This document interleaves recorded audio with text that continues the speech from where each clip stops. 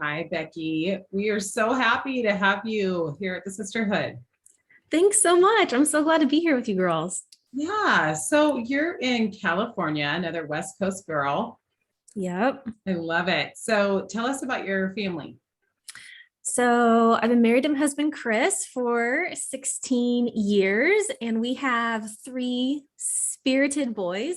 Anyone else listening have spirited children? They are a gift. I love the season of motherhood that I'm in. My boys are 9, 11, and 12. So two in middle school, which is a new world that I felt so far away for so long. But yeah, they're involved in sports and things like that. And so life is full and good. Isn't that weird when all of a sudden they hit that little bit older phase and then it just starts flying? Like you just can't believe it. Yes. And like my sister lives 4 hours north, and she was just down visiting, and she's older than I am, but had a unexpected little guy who is now 2. And seeing my boys play with Tobias, I was like, when did my kids get to be like the big kids? Like they're huge. My 12-year-old is taller than me. They all wear bigger shoes than I do. Like it's just crazy. I know. Well, and tell everyone what you do for your work. Yeah. So I am the community manager for Encourage. And Encourage is an online community that's part of Dayspring. And so in addition to devotionals published on our website 7 days a week, we provide resources to help women live their faith. And we go first with our own hard, awkward, messy stories. And so, yeah, I love the work that I get to do there. And then I write and I speak and keeps me pretty busy. Oh my gosh, how did you enter? What was your entry point to all that? To encourage. Well, yeah, encourage and And writing. yeah, so I've always known that I was a writer, like since I can vividly remember since second grade, when everyone was like, I want to be a teacher, a nurse, a doctor. I was like, I want to be an author. I remember like making this little like self-portrait of like Becky as an author. And so I've always known that, writing and creating was part of me. But yeah, it wasn't until after I had kids and I started just kind of writing about motherhood as a way to process like, what in the world is happening? God, where are you in this? That something came alive in me of like, oh, like I could write about like real life and struggles and how God meets us there and how do we see him in the thick of it. And so, yeah, just started through blogging and speaking a little bit. And yeah, I mean, God just kept opening doors and saying, I really felt a call to a ministry of words and have just pursued the one next step at a time. And suddenly I'm here and it's kind of crazy. Suddenly you launched a book. Yes. Yeah, tell us about your book. Yeah, so this is actually my second book. It's called The Simple Difference: How Every Small Kindness Makes a Big Impact. And that really kind of sums it up. That's what it's about, is how do we live our lives intentionally, on purpose? How do we grapple with things like the world's problems feel so big and heavy, and our ordinary life stretches us thin? And how does like a regular mom, a regular wife, a regular working person, like how is it even possible to make a difference like in our ordinary days? I believe it is. I believe scripture says not only is it possible, but it's what God calls us to by just really showing up and loving the people in front of us. I think we can do that in really simple but profoundly impactful ways. It's like you wrote the book that's for the sisterhood, because our tagline is be a world changer for good right where you are. And most of us are world changers for good, one small thing at a time. I love that. We're not discovering some cure. I mean, maybe some of our listeners are, but we're doing a lot of small gestures of love right within our circles of influence. And it seems as though we could all use a reminder right now that is a good approach, and that kindness is a good approach. How do you define kindness when you talk about it? What does that mean to you? So really, kindness is an expression of love in a practical, ordinary sense. And so when I think about kindness, for me, it starts with the character of God. And so who does God say he is? And I love going back to the first time he declared his name, Yahweh, to Moses, right? In Exodus 34. And he passed in front of Moses and, he said, the Lord, compassionate and gracious, slow to anger and abounding in love and faithfulness. And some translations say loving kindness and truth. And so really, like, what is it to be kind? What is kindness? It's putting on the character of Christ, humility, being slow to anger, being compassionate, and really just doing what Jesus asked us to do, which is love one another. By this, he said, everyone will know that you're my disciples if you love one another. And so being kind is showing up and loving the people right in front of us, like you said. What do you think the state of kindness is these days? How are we doing as people in that regard? Not so good. It feels painful, doesn't it? Like I scroll Facebook and it's heartbreaking. We are not kind to one another. And I feel like that's like globally, culturally, sadly, like it doesn't stop in the church. I feel like that we have lost that sense collectively of what it is to just show up with basic respect, humility, kindness, giving people the benefit of the doubt. Which makes me feel like, okay, like this book has been on my heart for years. You guys know the publishing process takes a long time. Like this didn't just come about, in the last 18 months. And yet it feels so timely, something that only the Lord could have done, because anyone I talk to and I'm like, they're like, oh, the simple difference, like, what's that? I'm like, well, basically it's a book about kindness and about experiencing the kindness of God and how that compels us to be kind to others. And hands down, the response I get is, oh, the world needs more kindness right now. So I think we have a lot of room to grow. What do you guys think? What do you see in the world right now, or in your own homes or neighborhoods? I think it's interesting that people, they want that kindness, but often we don't really look internally to see where we are at with that kindness. Like, are we canceling people because they have a different worldview or viewpoint on this issue? And so then all of a sudden we decide, okay, then we're cutting this person out because they don't think like me. And we're not asking ourselves, is that kind? Is that reflecting the kindness of God? And I think that's a disconnect that I see happening, is we all want it, but I don't know there's a lot of self-evaluation happening. Do you see that as well? Yeah, I think that's so true. We're all, it's so easy to be like, that person, thinks this about me, or, why did they react harshly like that? Or why did I get, unfriended on, on social media? Or why did I get snubbed in the grocery store? Or, I think we all have I think across the board, I know everyone I talk to, there's some type of relationship in our lives that feels fractured because of our differences. And we want others to fill in the gaps with grace for us. But I think you're so right, Krista. Are we women? Are we people who are willing to do that for others when it's hard, when it's uncomfortable, when it's awkward, when it's not our preference? And I think the kindness of God calls us to put down our own preferences, our own, self-interest, and think of the interests of others. Yeah. Well, I would say that my book that just came out last week is also in this same vein, and is like I thought about this book 2 years ago because I was seeing that there was a need to look for the good, to see the best in others, to believe the best, to lead with that, to go out with the intention of finding what was good in the world instead of what was wrong. And, you write a book thinking, will it be relevant 2 years from now?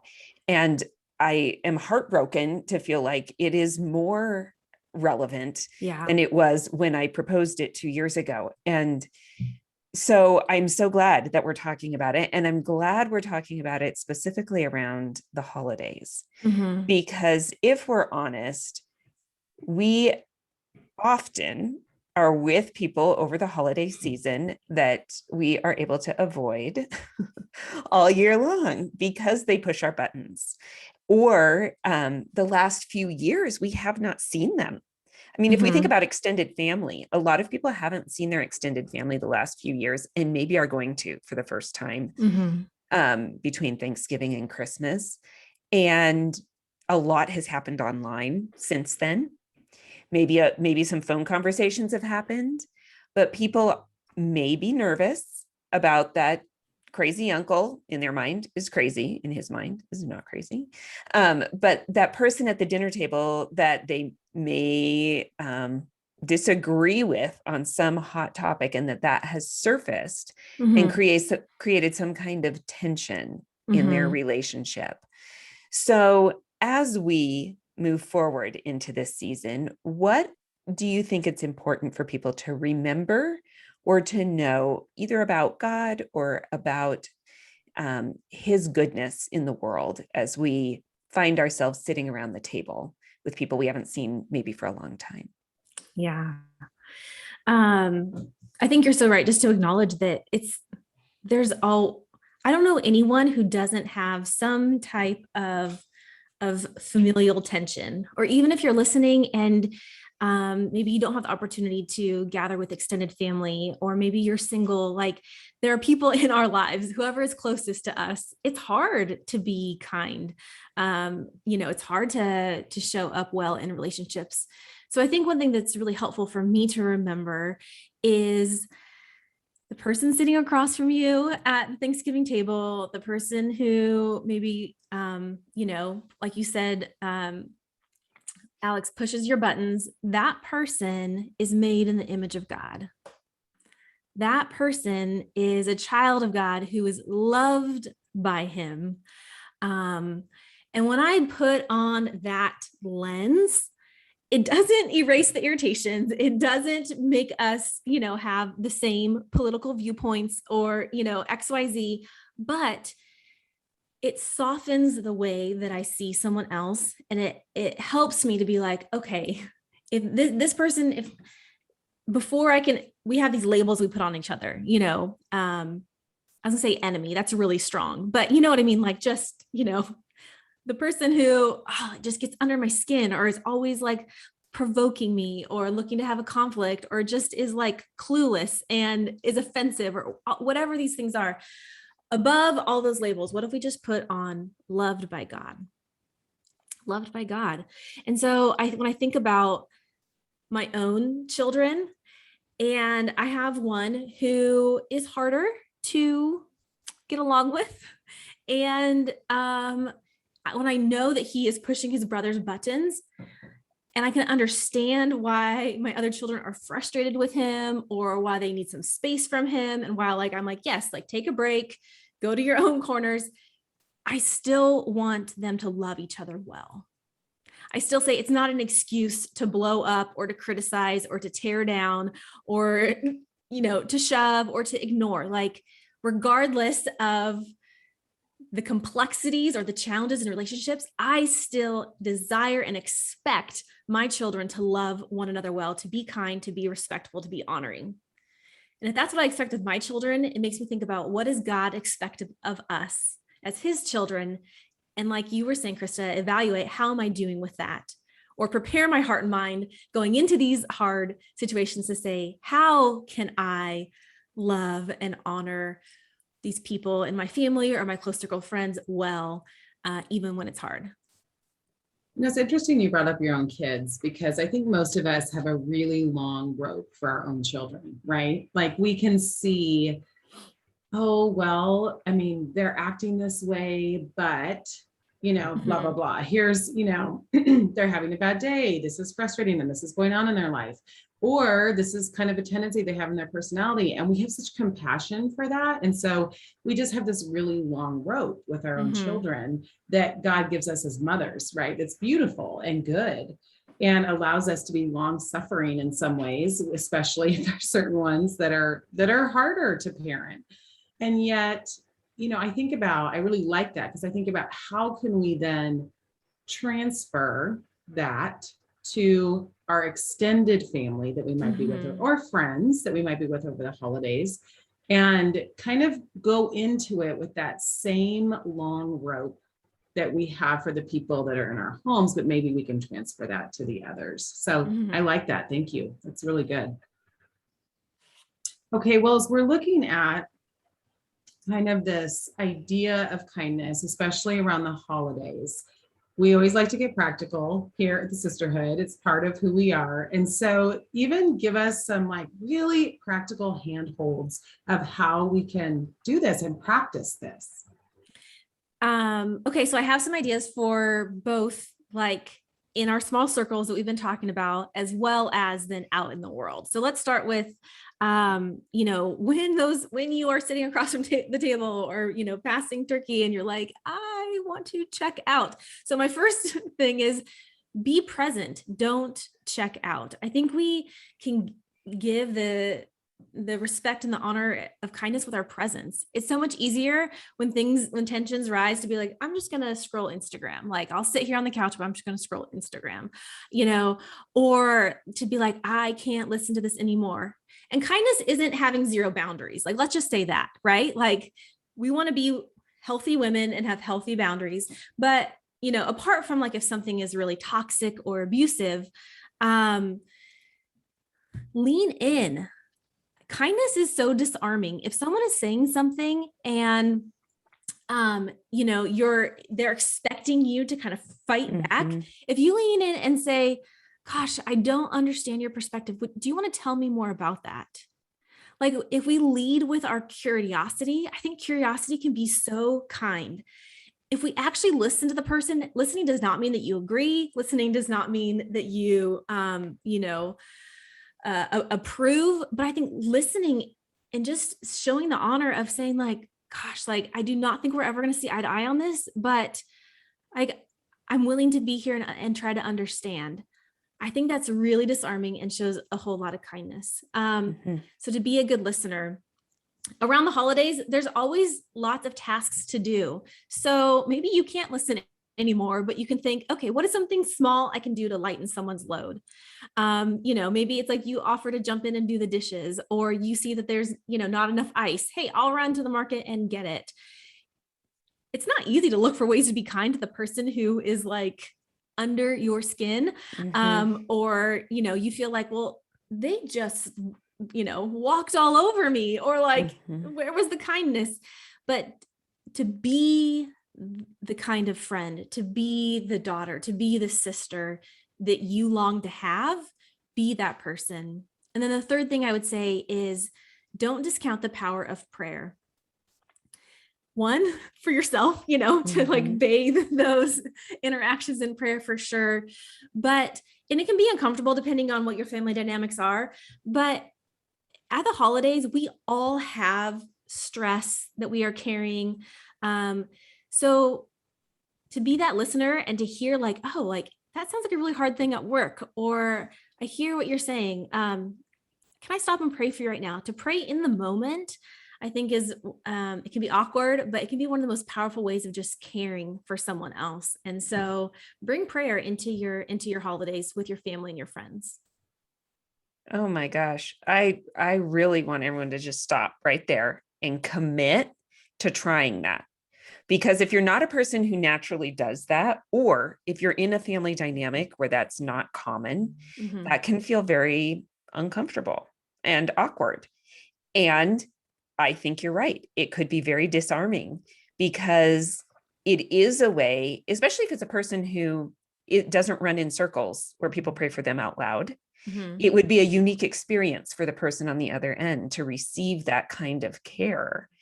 And so if you're thinking, no way, Alex, there's no way I'm going to do that, that's just not within my realm, I'm going to challenge you to practice with your family that you live with between now and whenever you're going to see the person you're thinking, I don't really want to see that person.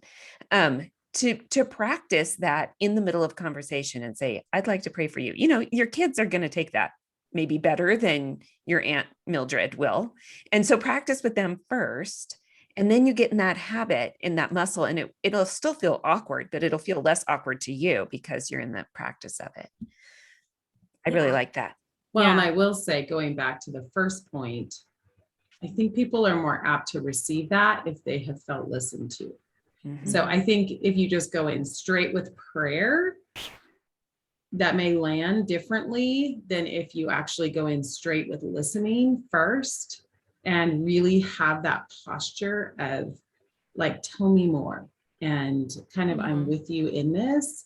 And then it feels like that then would lead to a more open heart with that, you know? So I like even that sequence of listening, service, prayer. Like that's even like, as we look at the sequence of that, that feels like a more natural sequence to me. Mm-hmm.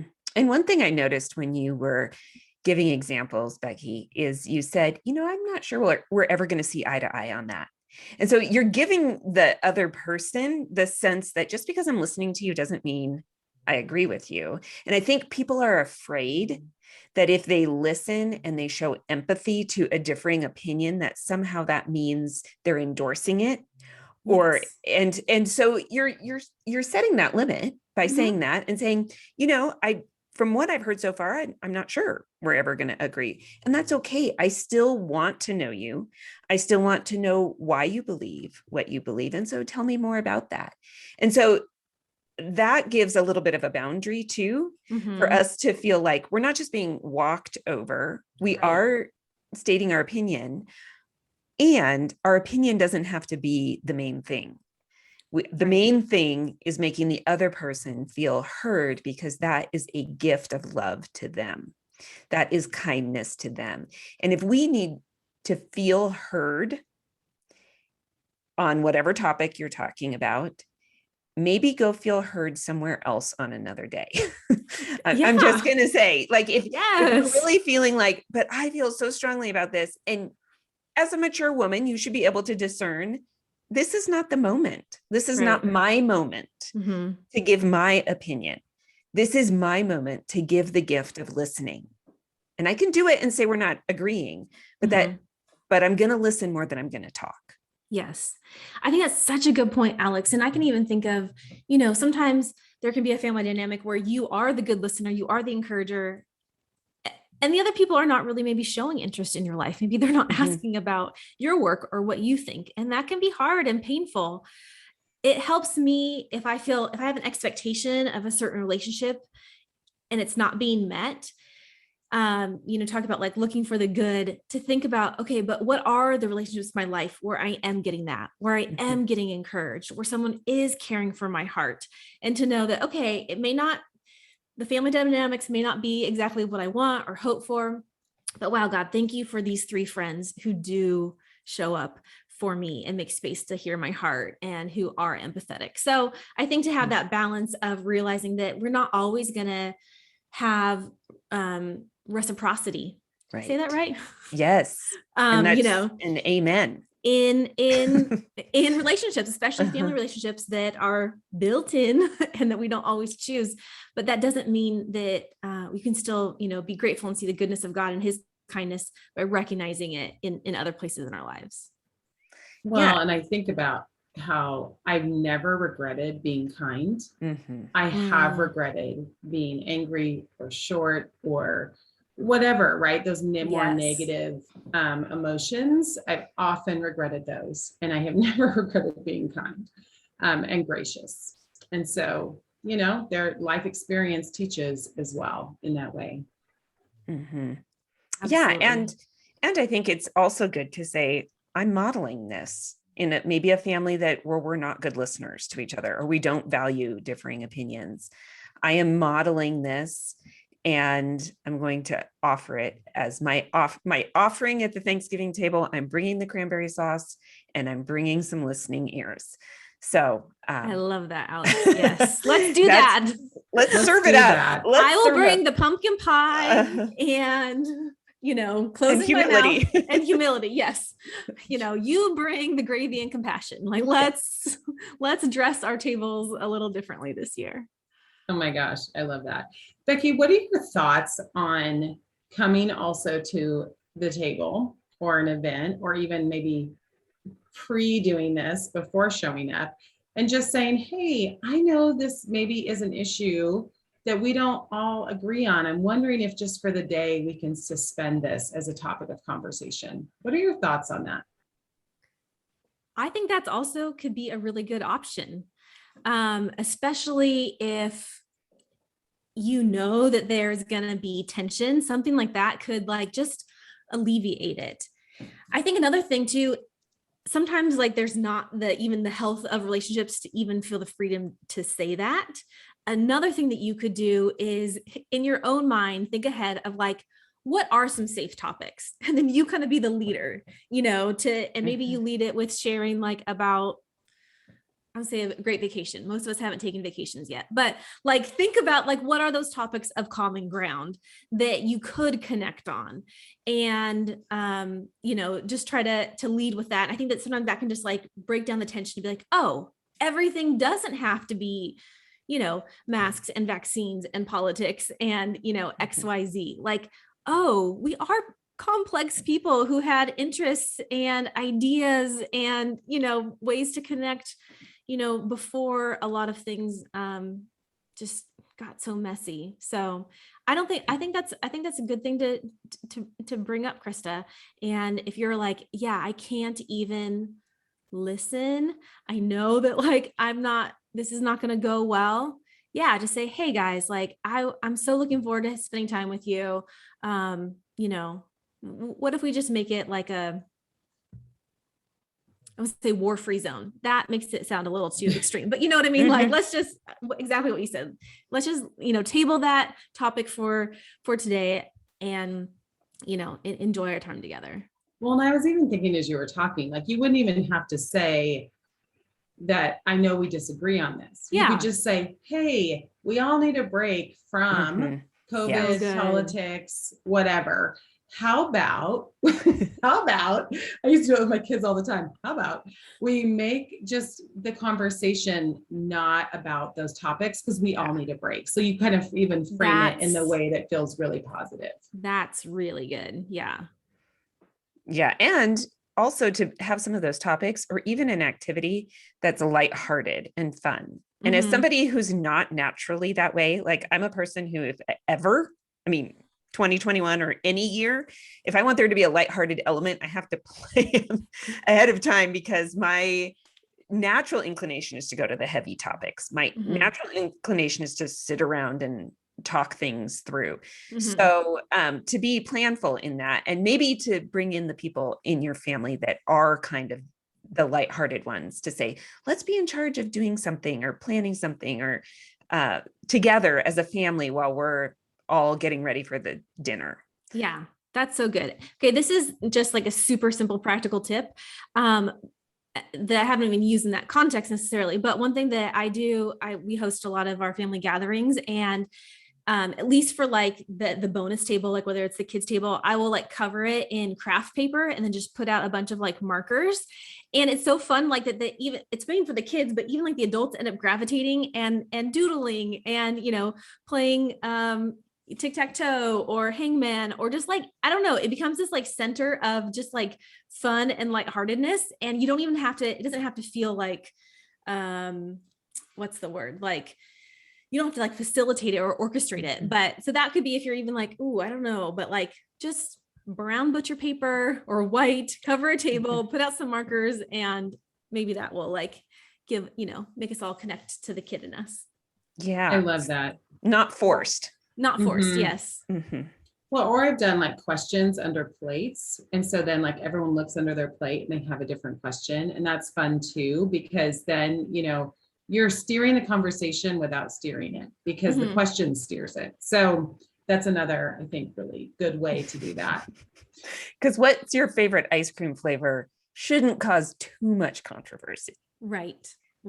Though It could, who knows? Yeah. Okay. So Becky, you said you also have some tips for just kind of kindness during the holidays out in the world.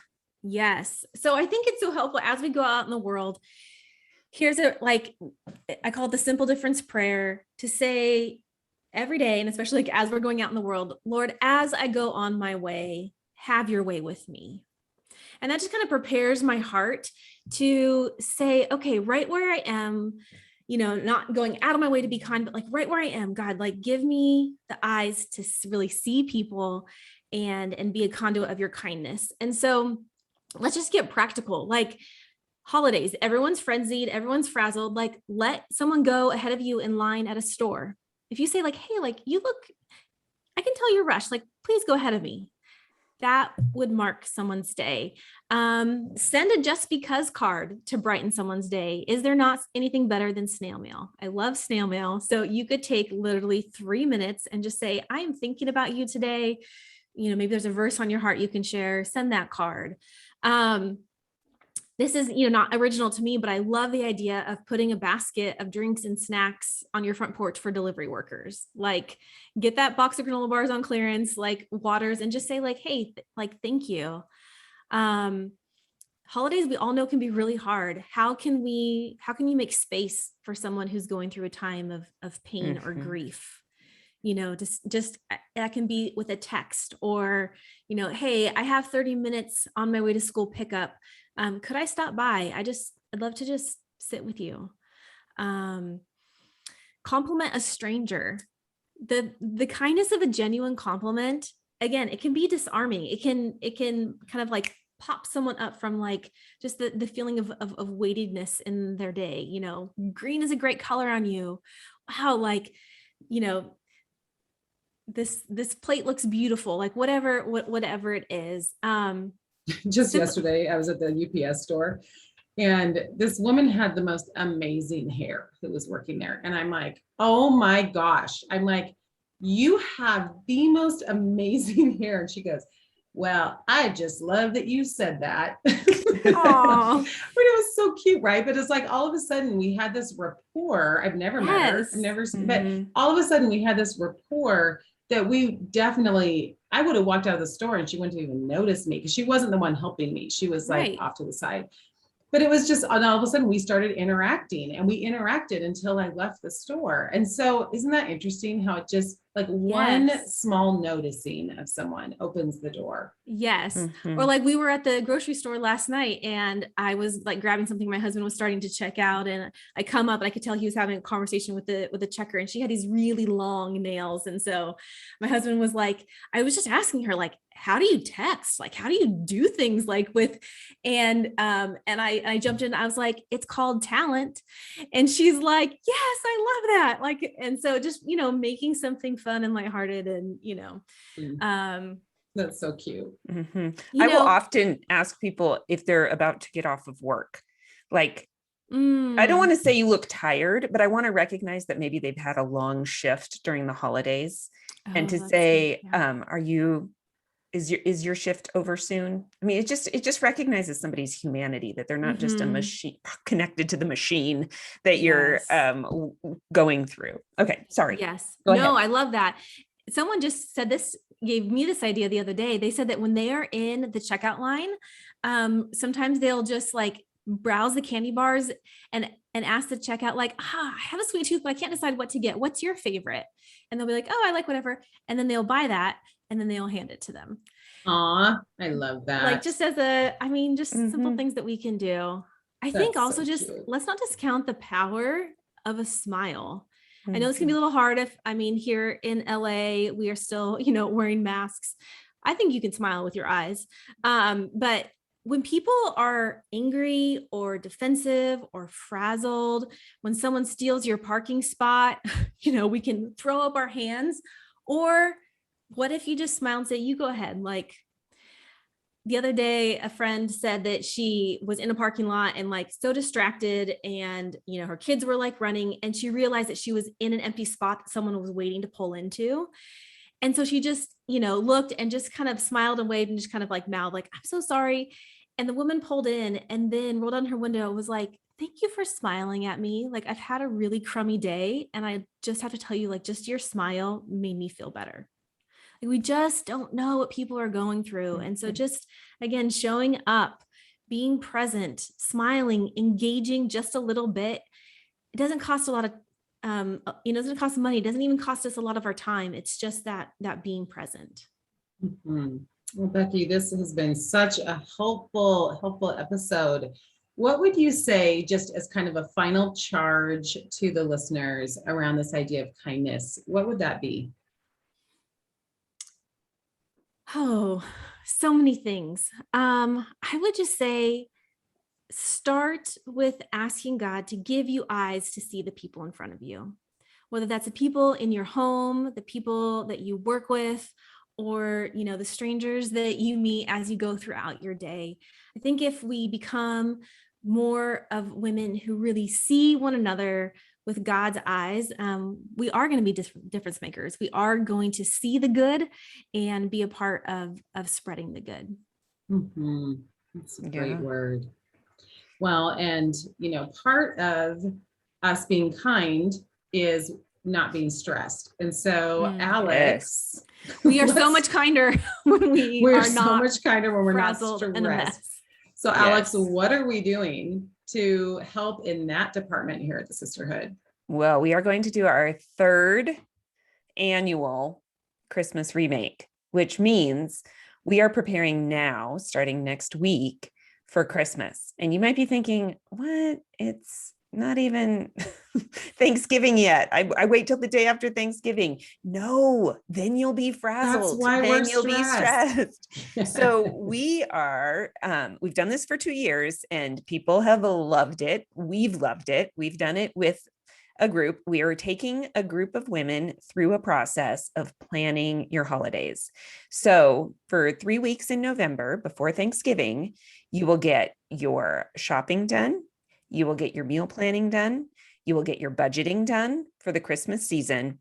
And what we like to say is your December self will thank your November self, because I love decisions that. that you typically make in December, you will have already made. You may not do all the work, but at least the decisions will be made. And we know how much that mental load can be, but you might do some of the work too. Like you might do some of the shopping so that in December, you can really enjoy and be present with people during the holiday season and not be frazzled, because I am done with wrapping presents on Christmas Eve. I am done with that. Yeah, I have it's my first year having a girl come home from college, and I want to maximize the time that she is home. And I don't want to have it with me, one, me being stressed, but 2, at the mall. No, thank you. So go ahead and go to our website. No, how are people signing up, Krista? Remind me. Yeah, just go to the show notes from today. That's probably the easiest. Okay. And we'll direct people from there.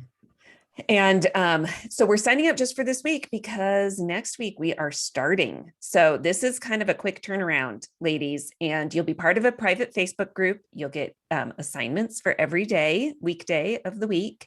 We're going to go through some Advent planning too, around how you can do some Advent activities with your family. And it's really super fun, because we have conversations going each day around videos that Krista and I put in there around your homework. And then each day we plan a little bit so that in December we are prepared. All right, everyone. Well, happy holidays. Becky, thank you so much for being with us today and encouraging us in kindness. It is truly foundational for how we interact with others, and it's so important. So we wish you the best, and we wish you a happy Thanksgiving and a Merry Christmas. Thank you so much. Same to you.